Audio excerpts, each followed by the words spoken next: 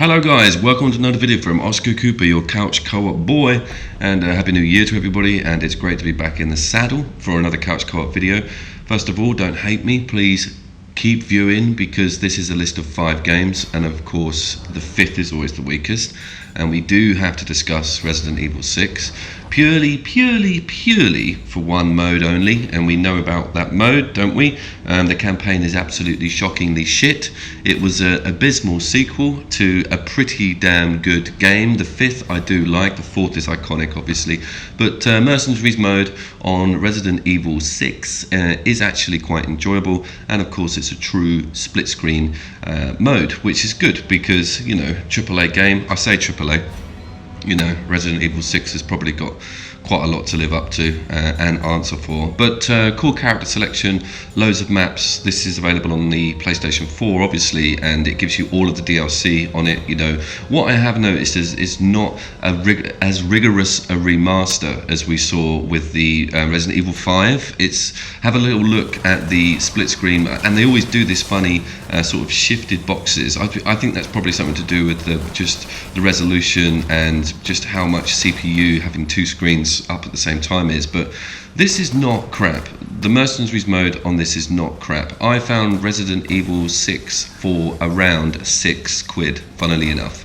It was ridiculously cheap. It was just in a bargain bin, and I think if you really, like me, crave that Mercenaries mode, because it's such a genius game mode. If you don't know, it's about killing zombies in succession to get a combo meter up, and you both contribute to that score, and then and you also have to extend your time within the arena by finding these funny sort of staffs that you hit, and they're all hidden around, and it's all about sort of feeling around the arena, finding out where they all are, getting a game plan together, and to sort of executing zombies in succession to make sure that you keep that score up. And the fact that you've got a bunch of characters to choose from and a bunch of different loadouts is really cool. I think the best Mercenaries mode of all time on a couch co-op level is of course Resident Evil 5's. You didn't have a split screen Mercenaries mode in Resident Evil 4, but you do have a single player mode, which is actually very strong, and it was the first mode as well. It's incredible how an extra bit of content actually outshines a main campaign or a main game, but that totally happens here. Don't go anywhere near the campaign. It is absolutely terrible, but it's really cool to play the Mercenaries mode with these new moves, with that new UI that they have on Resident Evil 6, and some of those cool, look, you can do slides and kicks, and you can sort of lie down and kill zombies, etc. So yeah, you know, forgive me, but it's 5th.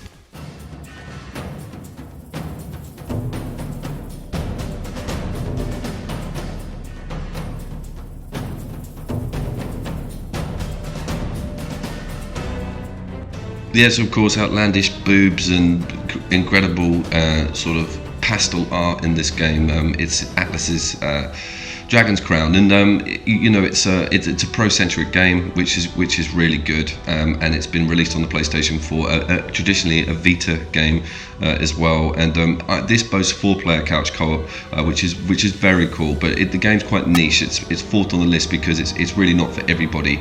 If you are a fan, and if you're like a bit like me, you remember Golden Axe with fond memories, Streets of Rage, that sort of stuff. And then if you're a bit like me, a total loot whore, then I think this will definitely be for you. You've got to have some patience with it, because it's a side scroller that works on a parallel attack pattern. So you know, you need to be in the right spot of the screen at the same time. Look at those animations. It's ridiculous. But I you know, it has its misogynist art style, but I do love the way it looks. It does look incredible. I love the cutscenes and the characters, and how much time they've spent on making this game look really good. And Atlas always do this with their games. The Odin Sphere is another release of theirs, which is not multiplayer, annoyingly, but it is available on both systems, the Vita and the PlayStation 4. And if you're looking at this thinking, I'd much rather enjoy this on a single player level, then Odin Sphere is probably the one for you. That is an incredible game with an amazing soundtrack as well. And let's talk about this.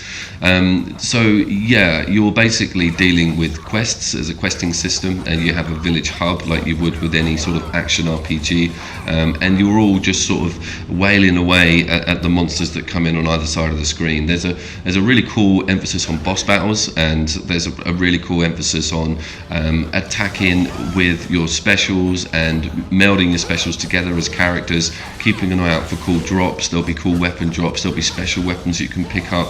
You can suddenly just grab a crossbow, and one of the things I noticed is there's a very vast difference with the move sets of each. I think there's 5 characters. There's mages, and there's obviously the Viking guy, and you can see the knight, and then there's the witch, and she's got range magic, and there's also like a thief who's got like a bow and arrow and stuff, and they're quite incredibly differently fleshed out. Actually, I was pleasantly surprised at how different the game plays as a different character. Also, the leveling system is very clever. It's deep, man. It is deep as hell.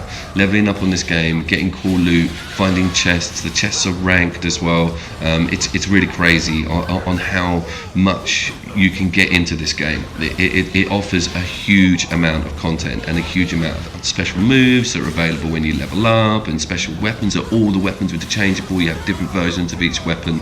So, you know, I don't think this game should be looked down on your nose upon because of that weird art style. It's an Atlas game that does really do what it's supposed to do on the tin, and if you're into couch co-op and like me looking for new stuff, go for it.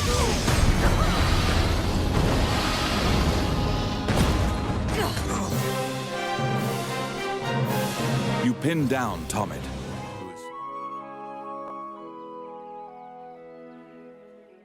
Peggle 2, Jesus Christ, Peggle 2. I've been looking at this game for a while, because yeah, it is a couch co-op game, but I was quite surprised at the mode. I was thinking that the local dual mode would be 2 of you on screen at the same time. So this is a little bit like, it's a bit like Avenue, the game on the Game Boy, where something drops down and hits stuff. You'll see what I mean in a second. But I thought you'd both be on screen at the same time.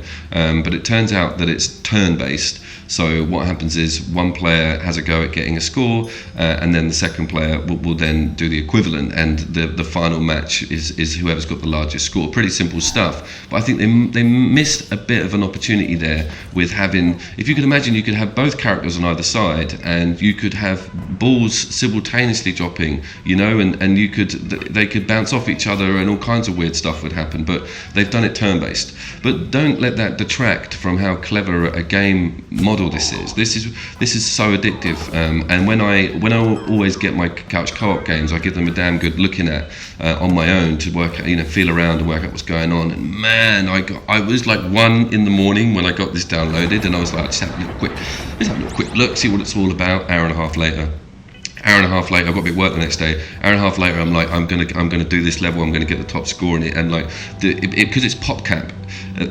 Something, there's, you know, like fruit machines in pubs, you know, the noises they make, you know, these funny little like rewards it gives you with the lights and the little bits of music.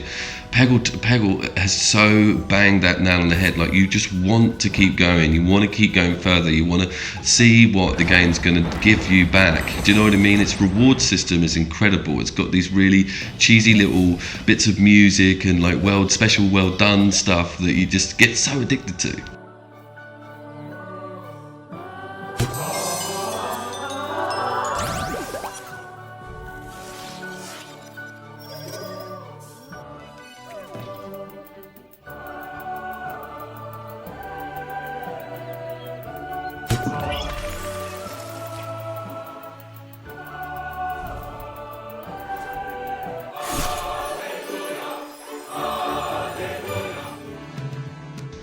Okay, so it's Terraria or Terraria or Terraria. Let's just leave that one. This game is famous. You must have seen it before. Streamers love it, and it's if you go onto YouTube and just put a let's play in of this game, you'll see hours and hours of it, because what it is a extremely deep side-scrolling crafter. What I mean by that is, if you're aware of Minecraft's setup, it's to do with finding stuff in a procedurally generated or a randomly generated map rather, and just exploring of your own free will, collecting elements. And this one really sort of pushes the digging and the undergroundness of it all. incredible. Now, some of you might think, what the hell are we looking at here, Coop? This looks like a Master System game. What this lacks in visual prowess, it more than makes up for in just the amounts of elements that you can find, the amounts of unlockables that you can make, the amounts of weapons that you can produce, the different variations in enemy type. There's a day and night system in the game. It is mad. This game is so deep. I remember reviewing a game called Don't Starve. That was the last time I came across a wolf in sheep's clothing like that. The rabbit hole, no pun intended, with this game is so deep it will blow your mind. So do not sniff at what you're looking at here, because obviously you need to give this game like 50 to 60 hours to get everything going. So I'm only scratching the surface, but I'm aware of its greatness. So it should certainly be looked at as a good couch co-op game.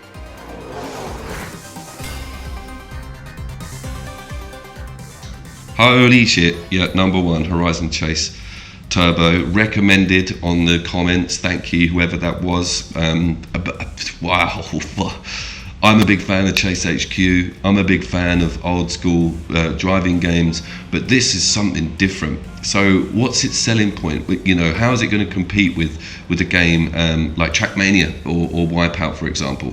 Well, it's just that you don't have to worry about the driving physics, because I use the directional button, and as you can see, it's about just avoiding the other cars. You don't have to power slide around corners or be a driving expert. That's all gone. It's about looking down the track and having lightning fast reactions to get out the way of stuff and predict these corners that are coming up. The soundtrack, holy shit.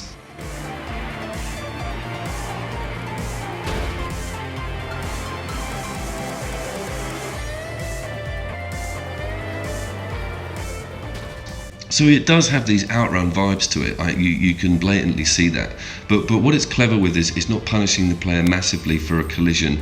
You can't just go off track. That doesn't happen. You don't crash and nothing's over. You just get punished on your speed getting knocked down. And that's the crux here, is keeping that speed on up in the top right at like the top speed. So a little brush with another car or anything like that's going to knock it down. You've got to build it back up again. And you get 3 boosts per lap. And there's also fuel in it as well. So you've got to ride over these fuel canisters. Imagine this in 4-player, and I know that the developers would never sacrifice frame rate or resolution, because the game is not that demanding visually. It's easily going to have really cool 4 little boxes in screen, and it's going to be so good. I cannot wait to try it out 4-player. It is totally awesome 2-player. I sat down with this in 1-player, got to the second race, and was like, I was like, I've got to get first. The level of concentration I had to get to, the sort of trance-like state I had to be in to make sure I got that first place was awesome. Saving my boosts up, using them on the last lap, making sure I clocked the corners. Love this game to bits. Absolutely awesome. Should be at number 1 for this list. And guys, as always, I will see you down there.